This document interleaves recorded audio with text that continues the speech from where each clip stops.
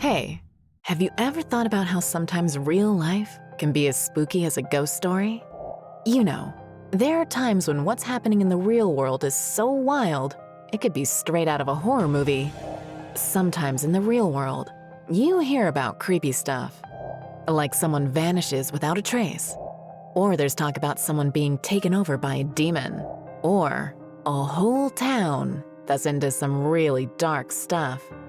These stories pop up in the news, and it's hard to tell if they're actually true or just made up. But what if they are true? I mean, sure, some people might just be making things up. But what if some of these stories are real? That's the spooky part, right? In this video, we've put together a list of 10 terrifying but true horror stories that were actually reported in the news. They're so eerie, you'll be left wondering, are these just tall tales? Or is there more to them? It's up to you to decide. So let's check them out. Number 1, the Enfield Monster. This one takes us back to 1973 in a small town called Enfield in Illinois. So there's this guy, Henry McDaniel, and one night, he sees something totally bizarre in his yard. He tells the Mount Vernon Register-News that this thing had 3 legs, a short body, tiny arms, and these huge pink eyes, as big as flashlights. Now imagine seeing something like that. Pretty creepy, huh? The police gets involved, and guess what? They find these weird scratches on McDaniel's door and some odd footprints. These weren't any regular animal tracks. They looked like dog prints, but had 6 toes. Number 2, the Haunted Hotel. This one's a bit different and takes us all the way to Colombia, to a place called the Hotel del Salto. Built in 1923 by architect Carlos Arturo Tapias, this hotel overlooks the stunning Tequendama Falls. Imagine this, a grand hotel with a view that will take your breath away. But here's the twist, it's got a pretty dark history. The hotel got a nickname, Hotel of the Leap, and for a pretty grim reason. It turns out, a lot of guests ended up getting too close to the falls. And we mean way too close. We're talking about people leaping to their deaths. Local legends say that centuries ago, indigenous Muisca people jumped off those same cliffs to escape from Spanish colonizers. So this place has been steeped in tragedy for a long, long time. Number 3, the Murder Tourist House. There's an old house in Villisca, Iowa, which is also known as the Villisca Axe Murder House. Now, this isn't just any old house. It's a place that's seen some real horror. Back in 1912, something awful happened there. 6 children and 2 adults were found with their skulls crushed by an axe. And the craziest part? No one ever figured out who did it. Fast forward to 1994, and someone buys this house, restores it to how it looked in 1912, and turns it into a tourist spot for people who are into ghosts and creepy stories. People actually pay $428 a night to stay there, and they often report some pretty spooky stuff, like seeing visions of a man with an axe or hearing children screaming. In November 2014, a guy named Robert Stephen Larson Jr. was there with his friends, just doing a regular ghost hunting thing, when something really scary happened. His friends find him with a stab wound in his chest that he did to himself. They call 911, and he gets rushed to the hospital. And get this, he did it around the same time those axe murders happened, back in 1912. Number 4, the Haunted Doll. This story is about something a lot more modern and unexpected, a Disney's Frozen Elsa doll. So this doll was a Christmas gift back in 2013 in the Houston area, and it made some serious headlines for being, well, creepy. According to KPRC2 Houston News, the doll would say lines from Frozen and sing Let It Go when you pressed a button on its necklace for 2 years. All normal, right? But then, in 2015, things got weird. It started switching between English and Spanish, and there was no button for that. It just happened randomly. The family had this doll for over 6 years, never changed its batteries, but the doll would start talking and singing on its own, even when it was switched off. Finally, in December 2019, they'd had enough and threw it out. But weeks later, they found the doll on a bench in their living room. The kids swear they didn't put it there, and the mom believed them. The doll then stopped singing in English and only spoke Spanish. The family was seriously freaked out by now, so they double-bagged it and threw it out with the garbage. They went on a trip, and guess what? They come back, and the doll's in their backyard, just waiting for them. Number 5, the Deadly Exorcism. This happened in North London in August 2016.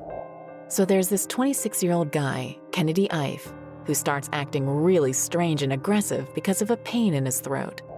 He bites his dad, makes some really scary threats, and says he feels like there's a snake inside of him. His family gets super worried and decides to restrain him to a bed with cable ties, thinking they're doing the right thing. According to the BBC, the family thought they were dealing with a demon. They tried to cure Kennedy with prayer and holding him down, but things just got worse. Kennedy's tied to this bed for 3 days without any medical help. When his brother finally calls emergency services because Kennedy's dehydrated and having trouble breathing, it's too late. He was pronounced dead at 10:17 a.m. Number 6, dead animals in the wall. The Bretzius family in Auburn, Pennsylvania, found in their walls in 2015 the stuff of nightmares. The Bretzius family found their walls packed with dead animal carcasses.